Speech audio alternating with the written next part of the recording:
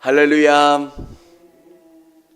오늘 고라가 일으킨 반란, 고라가 일으킨 그 사건이 기록되어 있습니다. 고라와 그를 따르는 사람들이 모세에게 반기를 든 사건은 사람의 입장에서 생각하면 충분히 이해가 가는 사건입니다.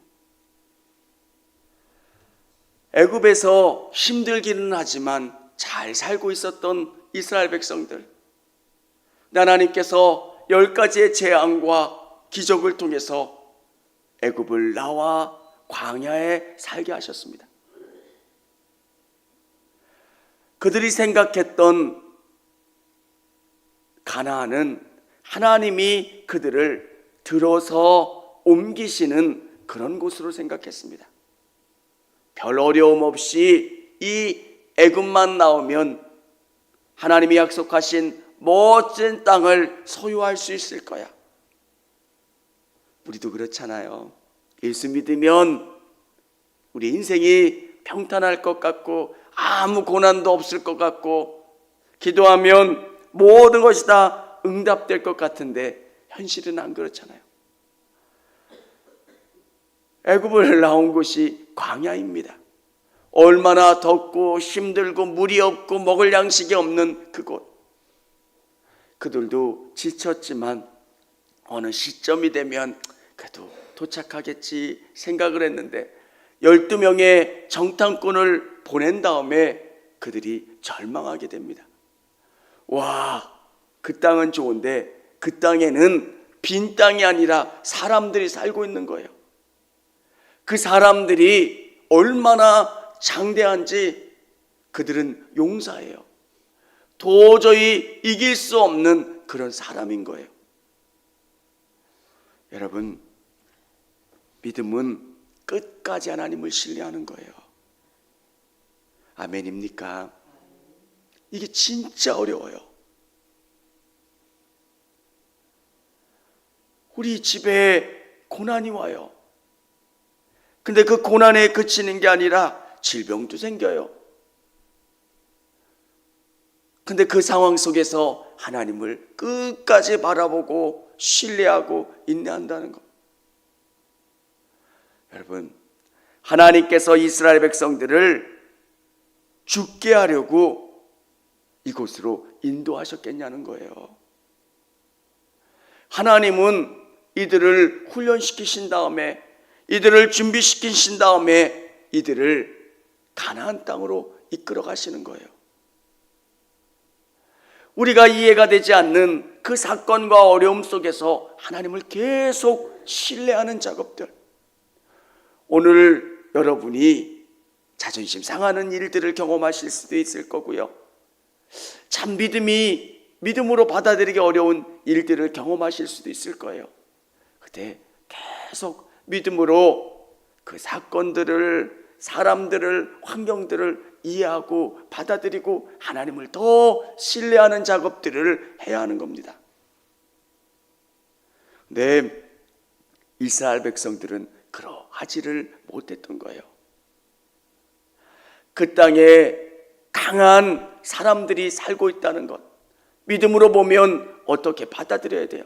그 땅은 좋은 거는 사실이잖아요. 그리고 하나님이 그 좋은 것들을 우리에게 허락하셨다. 우리는 그 땅을 점령할 수 없고 그 땅을 소유할 수 없지만 하나님은 놀라운 방법으로 그 땅을 소유하게 해주실 거다. 홍해를 가르셨던 하나님, 10가지 재앙으로 세계 최고의 나라 애굽을 굴복시키셔서 그곳 가운데 우리를 탈출하게 하신 하나님이 우리가 알 수도 없고 이해할 수도 없지만 그 땅을 우리에게 주실 거다. 여러분, 내가 어떻게 복을 받아요? 지금 복 받을 수 있는 근거가 없잖아요. 한번 여러분 생각해 보십시오. 하나님이 여러분을 반드시 복 주신다는 거예요. 그런데 우리의 앞에는 고난만 있어요. 그러면 짜증이 나고 화가 나요. 불평이 생기고요. 하나님을 끝까지 신뢰하는 것. 이렇게 되자 이들이 고앗과 그와 함께한 사람들이 아론과 모세를 비난하기 시작하는 거예요.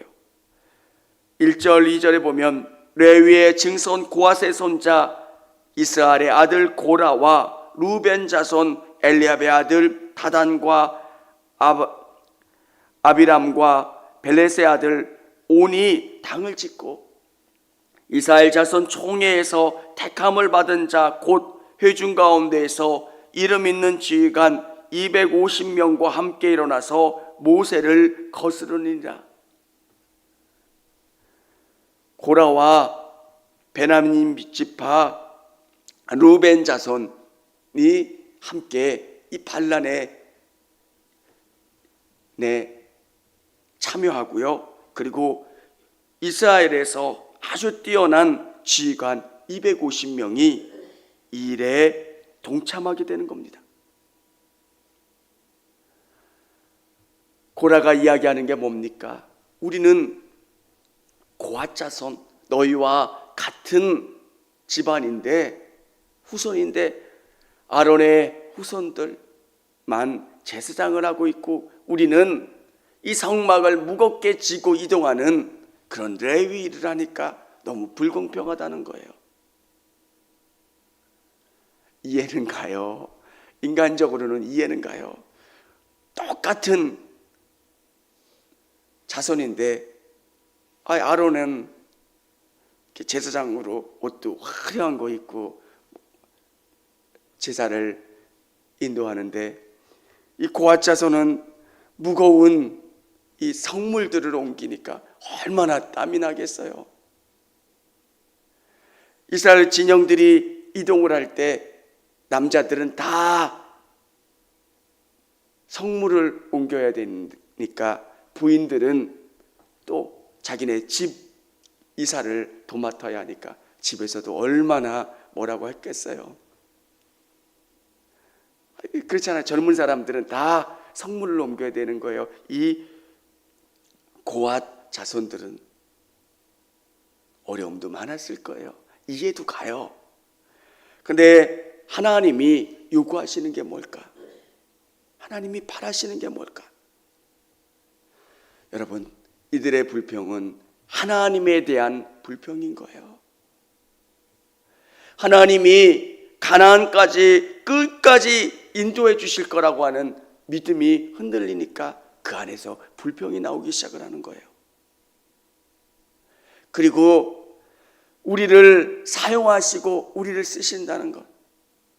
여러분, 캐톨릭에서 모든 일들은 사제를 통해서 해결이 됩니다. 죄를 사할 때도 사제를 통해서, 고해성사를 통해서 그 죄를 묻고 또 용서를 받습니다. 우리가 하는 게 뭡니까? 하나님께서 종교개혁을 통해서 우리에게 주시는 은혜는 각자가 기도를 하는 거잖아요. 하나님 용서해 주세요. 우리와 예수 그리스도의 사이는 아무도 없는 거예요. 내 더러움을 매일 고백하고 예수님 씻어주시는 것. 그리고 우리는 우리 애를 선택하신 그 직업, 또 삶을 거룩하게 우리를 부르셨고 그 일을 통해서 하나님 영광 받으신다라고 하는 소명이 있는 거예요. 하나님 앞에서 정말 하찮은 것은 없다는 거예요. 여러분, 나를 세상 가운데 쓰시는 그 일들이 있고요. 또 교회 안에서 나를 쓰시는 일들이 있는 거예요. 그래서 그 모든 것을 소중하게 생각하고 감사하고, 여러분, 고앗 자손이 없었다면 이사를 어떻게 했겠어요? 하나님 앞에 거룩한 제사를 어떻게 드릴 수가 있겠어요? 우리 교회도 마찬가지잖아요.